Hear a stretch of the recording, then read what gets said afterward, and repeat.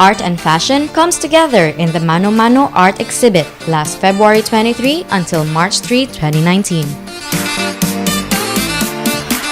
15 painters from Cebuano Artists Inc. collaborated with fashion designer Dexter Alasas to come up with 25 wearable art pieces.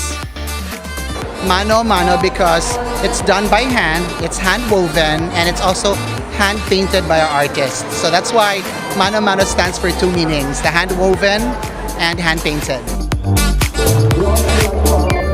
These artists include Celso Pepito, Jess Dinglasa, John Dinglasa, Cesar Castillo, Guido Lubanga, Ana Maria Lubanga, and others.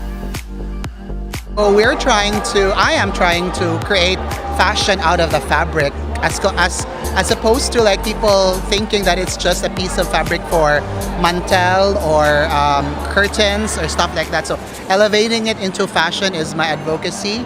But now that I have friends in the art world, I wanted to collaborate with them. So this time, it's more of now a wearable art. The artists use the hablon cloth to create their masterpieces. This cloth is mainly produced in Argao using local fibers hand-woven together. Dexter has been campaigning for the revival of the fabric since the early 2000s and has been known for creating designs using hablon. We're hoping that Cebuanos will be able to appreciate art and fashion at the same time.